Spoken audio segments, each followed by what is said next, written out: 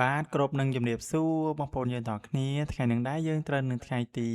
29ខែ7ឆ្នាំ2026បងប្អូនបាទអញ្ចឹងថ្ងៃនេះដែរគឺអេដមីនបានពំនាំដំណយល្អៗពិសេស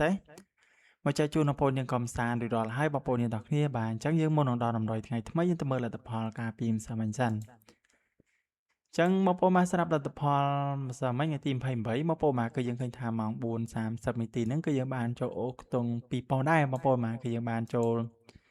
91 96បងប្អូនបាទយើងបានចូល BD បងប្អូនបាទចូលអូ90 BD 2000ហើយបងប្អូនបាទអញ្ចឹង admin ឲ្យ90គាត់92បងប្អូនបាទលង91បងប្អូនបាទមានអីចេញ91ផ្លុតបងប្អូនយើងបាទស៊ីមួយលេខបងប្អូនបាទស្ដាយមែនទែនអញ្ចឹងស្រាប់ពេល BCD ខ្ញុំបានចូលប៉ុណ្ណឹងស្រាប់ពហុបងប្អូនបាទពហុចេញខ្ទង់10បងប្អូនបាទចេញ11បងប្អូនបាទអញ្ចឹង admin ឲ្យអូ10ចឹងបើសិនជាបងប្អូនយើងលេងហូបងប្អូនបាទ admin ភាគច្រើនចូលអូខ្ទង់ហូញឹកដែរបងប្អូនយើងទាំងគ្នាបាទចូលខ្ទង់10ទៀតបងប្អូនបាទadmin ឲ្យ14 16ចេញ11បងប្អូនបាទអញ្ចឹងយើងបានចូលទៅអូខ្ទង់ទេបងប្អូនបាទស្រាប់ពហុបងប្អូនបាទអញ្ចឹងពហុ A ចេញ32 3លេខ459បងប្អូនបាទអញ្ចឹងស្រាប់ម៉ោង4យើងបានត្រូវប៉ុណ្ណឹងបងប្អូនបាទអញ្ចឹងយើងទៅមើលម៉ោង6កន្លះបន្តទៀត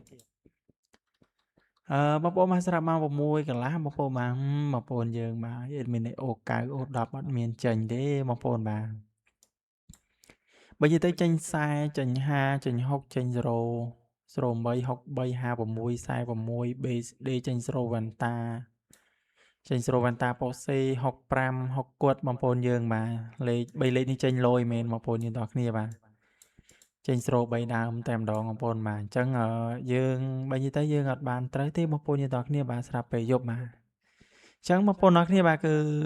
ការប្រៀបធៀបលទ្ធផលយើងមានតែប៉ុណ្្នឹងឯងបងប្អូនបាទអញ្ចឹង admin ក៏លុបតម្រុយតែម្ដងទៅបងប្អូនបាទមិនខាពេលវេលាបងប្អូនយូរបាទបើនិយាយទៅតម្រុយយើងចូលរាល់ថ្ងៃហ្នឹងបងប្អូនបាទមិនថា2លេខមិនថា2លេខអូខ្ទង់តែថ្ងៃហ្នឹងយើងចូលទៅអូខ្ទង់បងប្អូនបាទអញ្ចឹងយើងត្រូវនៅថ្ងៃទី29 29ស្រាប់លេខថ្ងៃហ្នឹងដែរបងប្អូនបាទយើងមាន84 86 84 86ហើយនឹង56 66ចុះស្រាប់លេខអូខ្ទង់បងប្អូនបាទយើងមានអូ8